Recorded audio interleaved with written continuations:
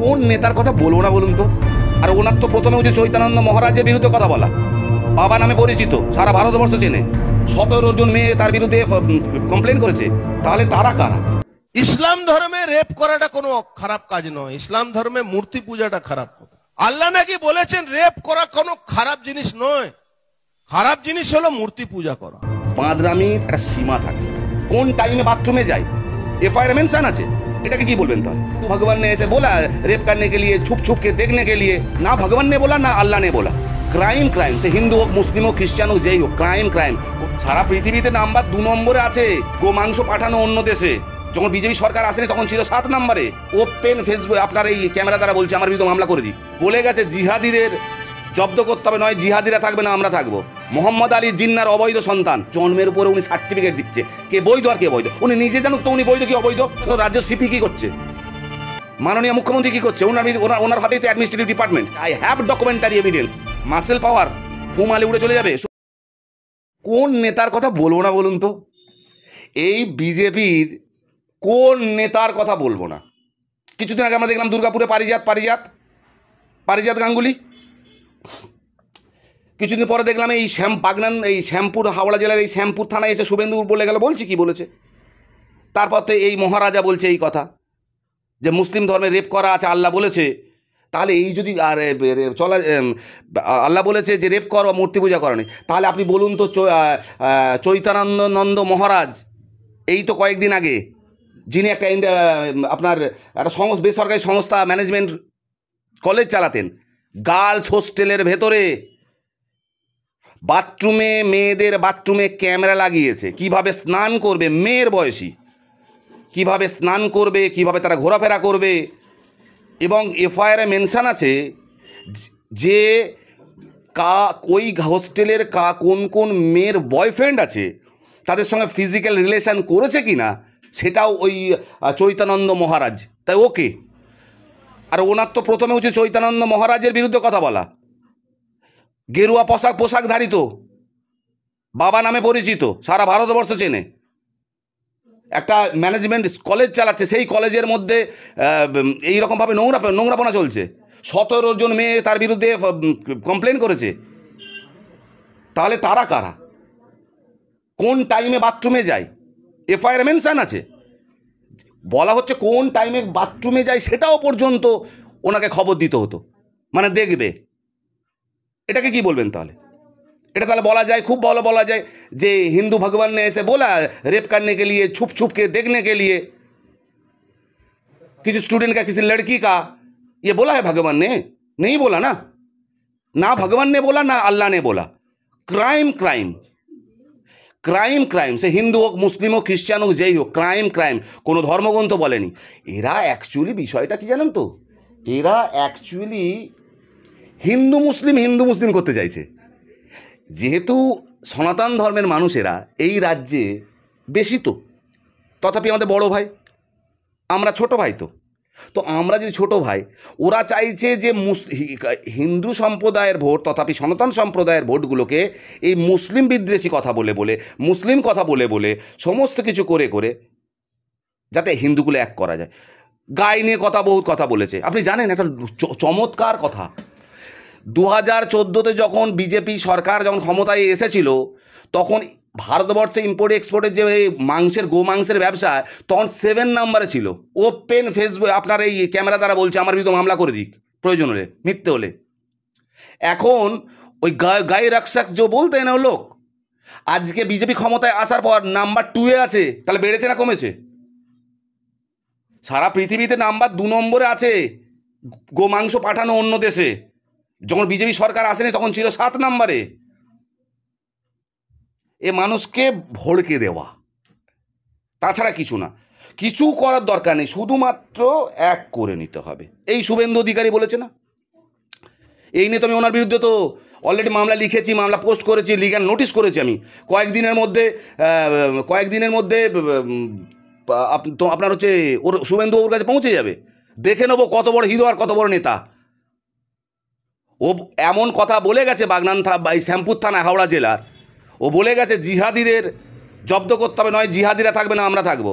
উনি বলে গেছেন এই কথা। মোহাম্মদ আলী জিন্নার অবৈধ সন্তান, উনি পরে বলবেন যে আমি তো কোনো মুসলিম কমিউনিটিকে বলিনি। মোহাম্মদ আলী জিন্নাকে মুসলিম তো না অন্য ধর্মের মানুষ? আপনাকে জিজ্ঞেস করছি। মুসলিম ধর্মের মানুষ তো, তাহলে তার অবৈধ সন্তান কাদেরকে বলছে ইনডাইরেক্টলিভাবে? কাকে বলছে? সবাইকে। भारतवर्षेर पूरा इंडिया का जितना मुसलमान है 35 के 30 करोड़ इस देश का, सबके डेथ सबके सबार जन्मेर उपरे মানে আপনার জন্ম আমার জন্ম এই দেশে যত জন্মের উপরে সব জন্মের উপরে উনি সার্টিফিকেট দিচ্ছে কে বৈধ আর কে বৈধ। উনি নিজে জানুক তো উনি বৈধ কি অবৈধ। ওনার তো জীবনে মেয়ে জোটেনি, এখনো বিয়ে হয়নি, উনি বুঝবে কি করে? তবে একটা কথা বলতে রাখি, এই 1 টাকা 2 টাকার পেন এ চলবে এমন না, গড়গড় করে চলবে। ওই শুভেন্দু অধিকারী মামলা হবে, আমি তো করছি, কয়েকদিনের মধ্যে নোটিশ ওর কাছে পৌঁছাবে। আর মামলা ফাইল করে মানে সম্ভবত পরশু দিনে আমাদের ফাইল হবে মামলাটা। উনি উত্তর দেবে কাকে কি কথা বলছে, কাকে গিয়ে কথা মানে বড় করছে, কাকে ছোট করছে। বাঁদরামির একটা সীমা থাকে। আমার একটা জায়গায় খুব দুঃখ, রাজ্য প্রশাসন কেন কিছু করছে না? রাজ্য প্রশাসনের উচিত তো ওকে আগে ধরে নিয়ে ঢোকানো, ও কাস্টডি থাক, ও একটু আটা ময়দা গিয়ে পিসুক না, একটু জলে চান করুক, জেলের খাবার খাক, এতদিন তো বাইরে বাইরে ঘুরে বেড়াচ্ছে, একটু বন্দি হয়ে থাক না, ভালো লাগবে। রাজ্য প্রশাসন, রাজ্য সিপি কী করছে? মাননীয় মুখ্যমন্ত্রী কী করছে? ওনার হাতেই তো অ্যাডমিনিস্ট্রেটিভ ডিপার্টমেন্ট, কেন কিছু করছে না? মানে থাক আমি থাকবো না তুই থাকবি, ব্যাপারটা এই জায়গাতে হচ্ছে কি?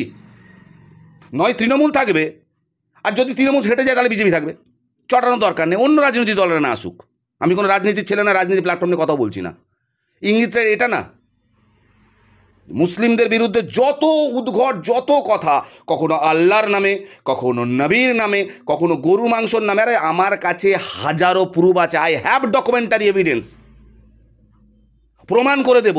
ওরা যে কথাগুলো বলছে সম্পূর্ণ কথা ফলস অ্যান্ড ফেব্রিকেটেড। ওদের ইমিডিয়েট সব পাগলের ডাক্তার দেখানো উচিত, পাগলের ডাক্তার, একবার স্পেশালিস্ট পাগলের ডাক্তার যারা যারা আছে, সে পাগলের ডাক্তার ভারতবর্ষে কোথা আছে? আপনি রিপোর্টার তো, আপনি খবর নিন। প্রয়োজন হলে ওই শুভেন্দু আর প্রয়োজন কী নামের অর্জুন সিং, এদের ফ্লাইটে করে যাওয়ার খরচা আমি দিয়ে দেবো আমার পকেট থেকে, একটু দেখিয়ে আসুক, মাথা টাটা যদি ঠিকঠাক হয়। মুসলিম সমাজে ও ভাবে যে মুসলিম সমাজের মানুষেরা ইলিটারেট পার্সন, বোকা, শিক্ষা দীক্ষায় নেই। কিন্তু ও শুভেন্দু অধিকারী ভুলে গেছে যে মুসলিম সমাজের মধ্যেও, আমি মানছি 1 লক্ষ ছেলের মধ্যে 10টা ছেলে এডুকেটেড, ওই 10টা ছেলের মধ্যে যা ক্ষমতা আছে না, ও শুভেন্দুর 12টা বাজিয়ে দেওয়ার ক্ষমতা আছে। হাতাহাতি মারামারি করে না, উনি তো বলেছে পুলিশ সরিয়ে নাও। আপনার হায়দ্রাবাদের আসাদুদ্দিন ওয়েসির ভাই বলেছিল 15 মিনিটকে পুলিশ হাঁটা আলো, বলা তা নেই বাত। কেস হয়েছিল তো না? কেস হয়নি? হয়েছিল। তাহলে এই প্রশাসনের কাছে, এই রাজ্য প্রশাসনের কাছে আমার একটা কথা, তাহলে এই শুভেন্দু অধিকারের বিরুদ্ধে হচ্ছে না রাজ্য প্রশাসনের কাছে যে আপনি 15 পুলিশ হাঁটিয়ে নিয়ে তারপর দেখছি কারা থাকবে? মাসেল পাওয়ার ফু মারলে উড়ে চলে যাবে। শুভেন্দু অধিকারী মাসেল পাওয়ার দেখাতে বাই রিটেনে আসুক না, দেখি একবারে যে হ্যাঁ আমি আসছি আপনার সঙ্গে মাসেল পাওয়ার দেখাবো, ফু দিলে উড়ে পালিয়ে যাবে। গর্ধ, বোকা, অশিক্ষিত ছাগল, এর থেকে আর বাজে ভাষা নেই। এর থেকে বাজে ভাষা বলা যায় তাহলে শুভেন্দুবাবুকে বলুন, যান আপনি, যে আপনাকে আইনজীবী হাসান হাওড়া জেলা থেকে বলছে যে আপনার বাজে ভাষায় বলবে, উনি আসো না, কানে বলবো তাহলে। কারণ এই কান দিয়ে বললে তো ওই কান দিয়ে রক্ত বেরোবে, আর প্রকাশ্য তো বলা যাবে না, একটা তো গাইডলাইন আছে। প্রত্যেকটা ধৈর্যের একটা সীমা থাকে, সীমা লঙ্ঘন যদি করে ফেলো, এই দেশ বাঁচানোর লড়াইয়ে এরা যা শুরু করেছে, দেশে যে কোনো সময় দাঙ্গা হাঙ্গামা লেগে যাবে। আর এই দাঙ্গা হাঙ্গামা যদি লাগে, এই সুকান্ত হুকান্ত আর শুভেন্দু খুগেন্দু আরও বাকি যত রয়েছে, হারিজাত পারিজাত, আরও ছোট বড় যারা নেতা রয়েছে, এদেরকে আগে জেলে ঢোকানো উচিত, কারণ এদের দ্বারাই সব কিছু হচ্ছে। এরা যে কোনো সময় চাইছে এই রাজ্যে একটা হিন্দু মুসলিম গণ্ডগোলটা দিবাদ বেঁধে দেয়, ও চাইছে যে না কখন একটা ধর্ম নিয়ে গণ্ডগোল চলবে, শান্তিতে থাকতে দেবে না।